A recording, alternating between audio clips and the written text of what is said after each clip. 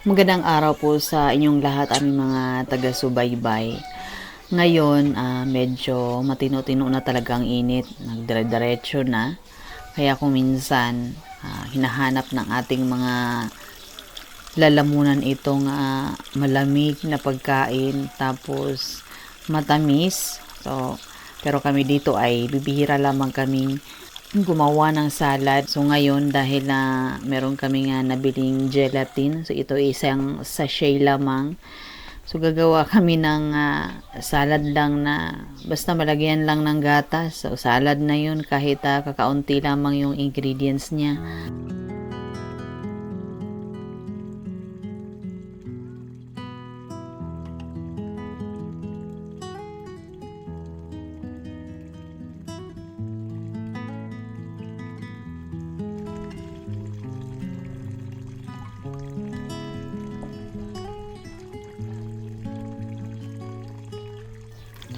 Dito sa labas, masarap magtambay kapag tanghali na kasi wala na yung init dito sa labas. So, kailangan lamang talaga malagyan ng maluwag-luwag na upuan. Kasi itong aming upuan, parang kalahating puwet lamang yung kasya. At kung gusto namin na magluto or maghimay-himay ng mga gulay, maganda rin dito sa labas. So, sabi ko sa mister ko, gawan niya ng malapad-lapad na upuan at mesa din sana. Nag-isip ako kung ano pa bang ibang ihahalo ko dito. So, naalala ko meron palang saging na nahinog. Kaya sabi ko, pwede na sigurong pandagdag yun para magkaroon ng laman yung ating salad. Tapos, merong mais na binili namin na isang can. Kasi wala pa kaming tanim na mais. Hindi pa kami nakapagsimulang magtanim. Gawa yung aming pagtatanim ay hahawanan pa lamang ng aking mister. Kasi dito pa lamang kami sa paligid nagsisimulang magtanim-tanim.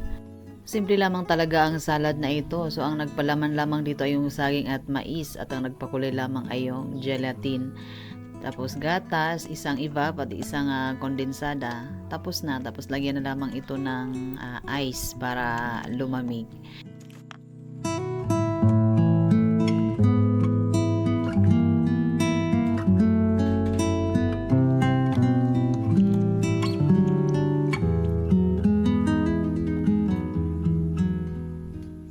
At dahil ako ay nag-request na gawan niya ng upuan sa labas, kaya unang agad sa mister ng kawayan na kanyang gagamitin. So, ang kagandahan lamang talaga dito kung gagawa ka ng mga upuan, lamesa. So, kung kawayan lang naman, marami sa paligid. At itong kanyang gagawin na upuan ay pwede na ring higa-higaan kapag walang init.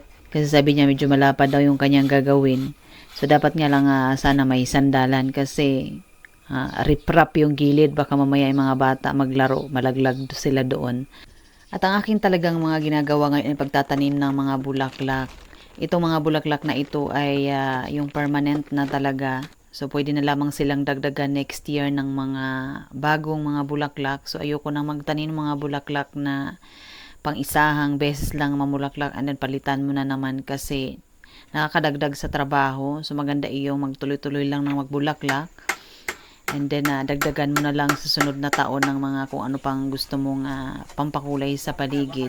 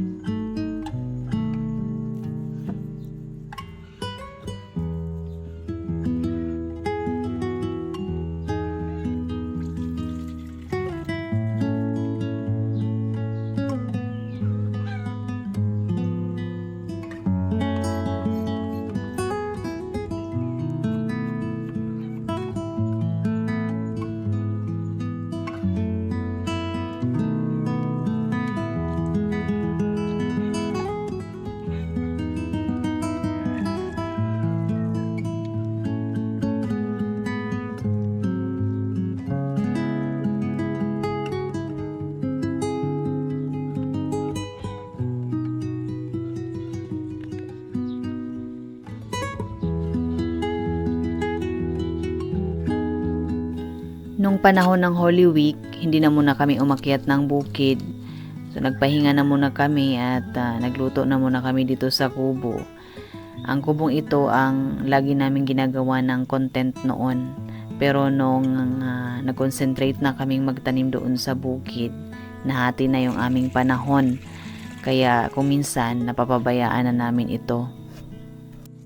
Ang kubong ito ay medyo nag-fade na yung kanyang kulay ng varnish. So kailangan sana ma-varnish yan ulit kung meron kaming budget na pambili ng varnish.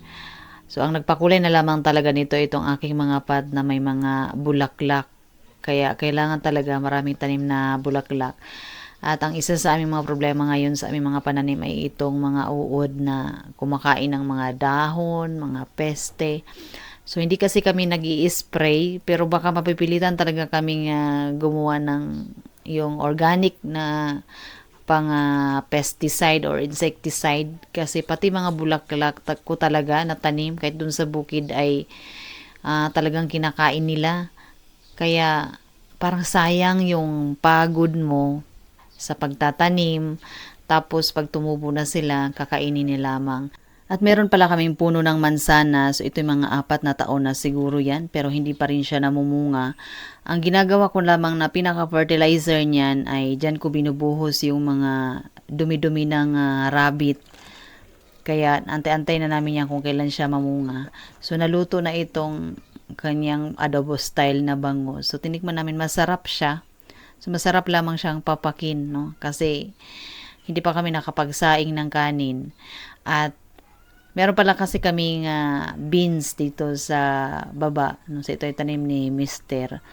So, masarap kasi ang beans na ito ay malambot siya, no? Kahit na medyo malalaki na, malambot tapos manamis-namis. Ang tawag ng beans na ito dito ay pinataw. So, ang kagandahan ng beans na ito ay marami siya kung mamunga. So, kailangan pitasin mo ng pitasin para mag-produce ng bunga. At ang aming gagawin ngayon ay ipa-fry namin siya. No, subukan niyang gayahin yung iba na pina-fry nila to. Ang usapan namin ni Mister, ikaw ang magluto sa bangus, so ako naman magluto nitong beans, ipa-fry ko to. Pero ito'y tinamad-tamad ko talaga na trabaho to. Kumbaga, gawa ng masarap kasing matulog. So, hindi ko masyadong prepare yung kayang ingredients, kaya mabilisang search lamang kung ano ba yung mga kailangan. So, gumawa kami ng breadcrumbs na gawa lamang sa biscuit. Hindi ko pa masyadong nadurog, kaya hindi masyadong dumikit yung breadcrumbs. Sabi ko basta maluto, i-fry. So, okay naman yung unang luto niya na may breadcrumbs, malutong siya.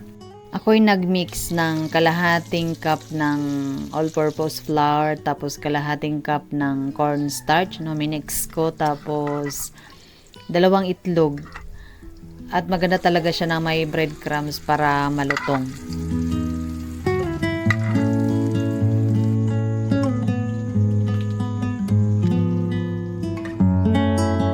At ito na yung naluto ko. Hindi siya perfect pero acceptable pa rin sa bibig ng mga bata. So gusto pa rin naman nila.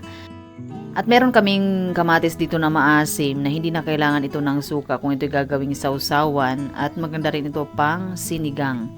So nakaluto na kami ng aming kanin kaya maaga kaming naghapunan ngayon. Maganda rin para may panahon pang tambay-tambay sa terrace, magkape. At nung sumunod na mga araw, kami umakyat na naman ng bukid. Wajo na tsata, jangal yung aso. Lumang putyan aso.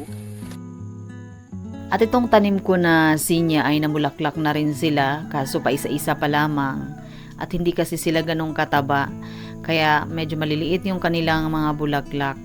Kaya sa susunod kung ako magtatanim nito ulit, dapat talaga sila ay tabi-tabi. No, naka-box lang para makita yung kanilang mga bulaklak. So nilagyan ko na rin ng pataba itong Morning Glory kasi medyo payat sila. At ang isa sa problema ko sa mga bulaklak na ito ay unti-unting kinakain o inuubos yung kanilang mga dahon ng mga uod. Kaya kailangan talaga naming gumawa ng pang-control ng mga peste. At kahit yung aming mga seedlings ng pechay, hindi pa ngayon namin na ililipat yung iba. Unti-unti na rin nilang inuubos yung mga dahon. Kaya ang natutunan ko dito ay hindi po pwedeng tanim ka ng tanim nang wala kang mga pangpatay o pangkontrol sa mga umaatake sa mga tanim mo dahil masasayang lamang yung seedlings, masasayang yung pagpapagod mo sa pag-cultivate ng lupa, pati yung panahon na nilaan mo ay sayang din.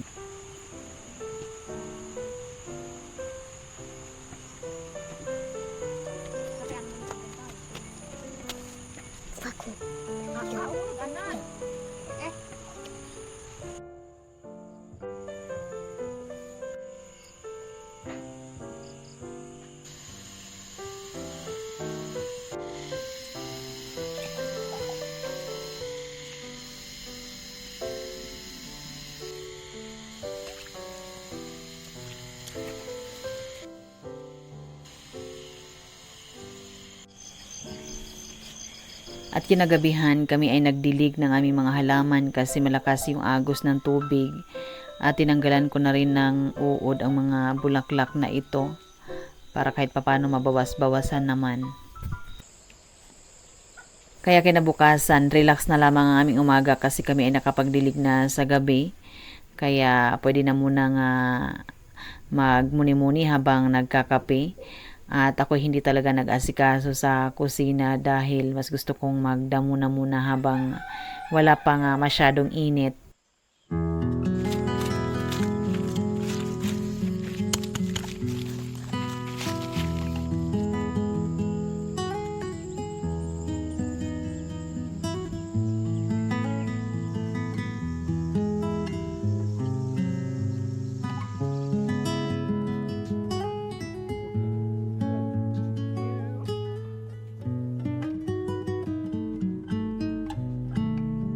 Maraming salamat po sa inyong panonood. Nawa kami ay nakapagbigay ng inspirasyon sa inyo sa aming simpleng pamumuhay dito sa kabundukan.